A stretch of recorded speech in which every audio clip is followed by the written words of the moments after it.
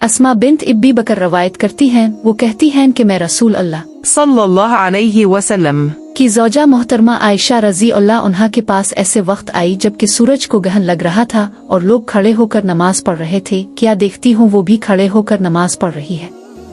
मैंने कहा कि लोगों को क्या हो गया है, तो उन्होंने अपने हाथ से आसमान की तरफ इशारा करके कहा सुभान अल्लाह। मैंने कहा क्या ये कोई खास निशानी है, तो उन्होंने इशारे से कहा कि हाँ।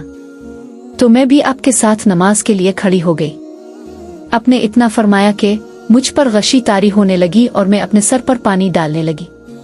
जब रसूल अल्लाह नमाज से फारिग हुए तो अपने अल्लाह की हम्द व सना बयान की और फरमाया आज कोई चीज़ ऐसी नहीं रही जिसको मैंने अपनी इसी जगह ना देख लिया हो, हत्ता कि जन्नत और दोज़ख को भी देख लिया।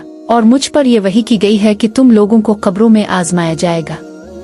दज्जाल जैसी आजमाइश उसके करीब करीब। रावी का बयान है कि मैं नहीं जानती कि अस्मा ने कौन सा लफ्ज़ कहा। तुम में से हर एक के पास अल्लाह के फरिश्ते भेजे जाएंगे और उससे कहा जाएगा कि तुम्हारा इस शख्स यानी मोहम्मद सल्लल्लाहु अलैहि वसल्लम के बारे में क्या ख्याल है। फिर अस्मा ने लफ्ज़ ईमानदार कहा, यकीन रखने वाला कहा। मुझे याद नहीं। बहरहाल वो शख्स कहेगा कि मोहम्मद अल्लाह के सच्चे रसूल हैं। वो हमारे पास निशानियां और हिदायत की रोशनी लेकर आए। हमने इसे कबूल किया, ईमान लाए और आपका इत्तिबा किया। फिर इससे कह दिया जाएगा तो सौजादर हालिका तो मर्द साले है और हम जानते थे कि तो मोमिन है। और बहरहाल मुनाफिक अशक्की आदमी अस्मा ने कौन सा लफ्ज़ कहा मुझे याद नहीं। जब इससे पूछा जाएगा कहेगा कि मैं कुछ नहीं जानता, मैंने लोगों को जो कहते सुना वही मैंने भी कह दिया।